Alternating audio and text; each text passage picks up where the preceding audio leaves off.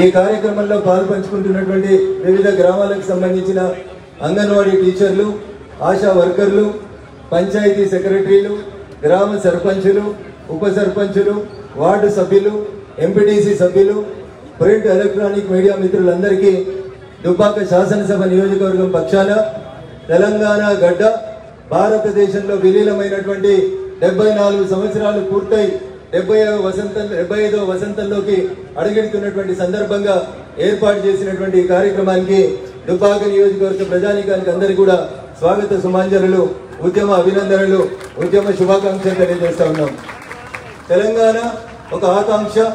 అనేక దశాబ్దాలుగా ఈ గడ్డ ఆంధ్ర ప్రాంత పాలకుల నుంచి అనేక రకాలైనటువంటి అవస్థలు, ఇబ్బందులు, అంతకంటే ముందు నిజాం నవాబ్ పాలనలో కలిగినటువంటి అనేక కష్టాలకు వ్యతిరేకంగా భారతదేశానికి స్వతంత్రం వచ్చిన 1947 ఆగస్టు 15 తర్వాత ఈ గడ్డ మీద జాతీయ జెండా ఎగరవేయలేకపోతా ఉన్నాం.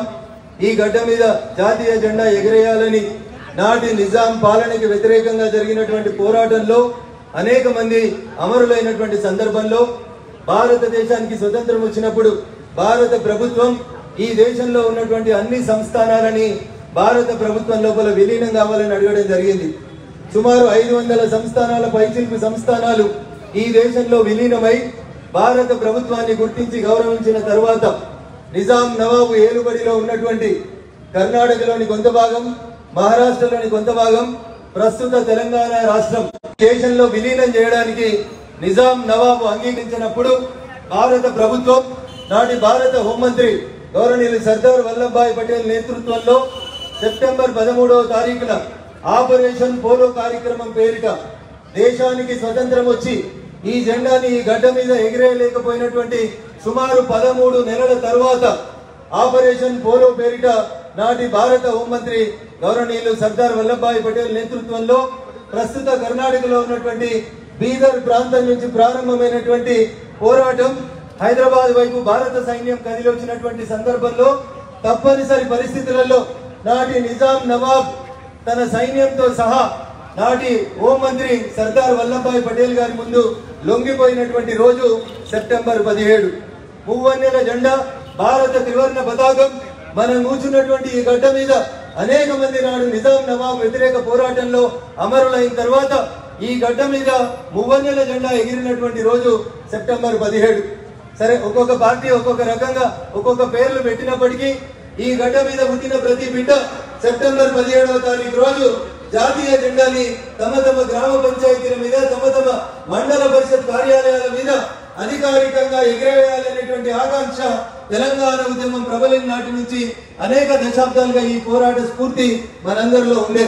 1968 ముల్కీ నిబంధనలు గోబ్యాక్, ఆ రోజు అమరులైనటువంటి అనేక మంది అమరుల తర్వాత మలిదశ తెలంగాణ పోరాటం, అనేక మలుపులు, అనేక దశలు, అనేక పోరాటాలు జరిగిన తర్వాత 2014లో సబ్బండ వర్ణాలు కలిసి ఒక రకమైనటువంటి కంపల్షన్ ని కల్పించినప్పుడు తప్పనిసరి పరిస్థితులలో భారత ప్రభుత్వం భారత పార్లమెంటులో బిల్లు పెట్టి తెలంగాణ రాష్ట్ర ఏర్పాటు అనేటువంటి మనందరి కళని సాకారం చేసినటువంటి రోజు జూన్ 2, 2014 నుంచి మనం ఒక కొత్త రాష్ట్రంలో ముందు వస్తా ఉన్నాం. ఆ రోజు నుంచి ఈ రోజు దాకా మనం అందరం కూడా ఈ గడ్డ మీద జాతీయ జెండా ఎగిరినటువంటి సెప్టెంబర్ 17ను అధికారికంగా జరుపుకోవాలని కలలు కంటూ వచ్చాం.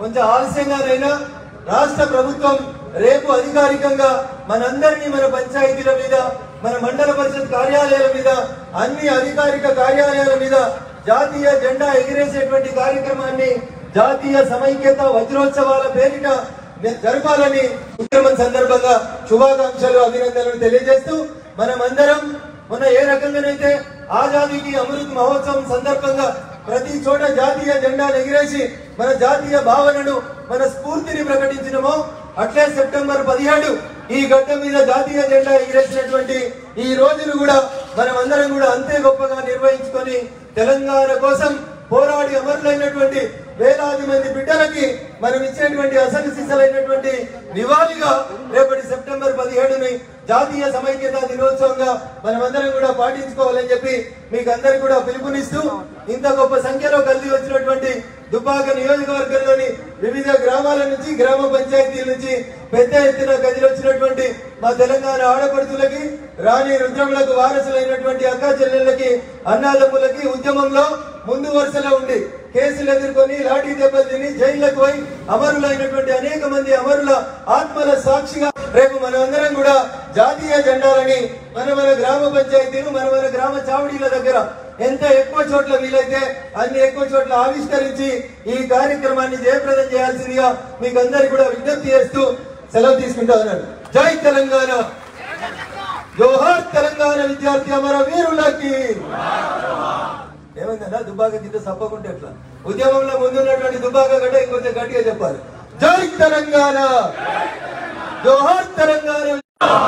హాయ్ ఫ్రెండ్స్, మా టుడే టుమారో యూట్యూబ్ ఛానల్ చూస్తున్నందుకు చాలా థ్యాంక్స్. మరిన్ని లేటెస్ట్ వీడియోస్ కోసం వెంటనే సబ్స్క్రైబ్ చేయండి. అలాగే ఈ బెల్ ని కూడా రింగ్ చేసేయండి. మా నోటిఫికేషన్స్ అన్ని మీ మొబైల్లో వస్తాయి. అలాగే మా వీడియోస్ మీకు నచ్చితే లైక్ చేయండి, షేర్ చేయండి, నచ్చకపోతే కామెంట్ చేయండి.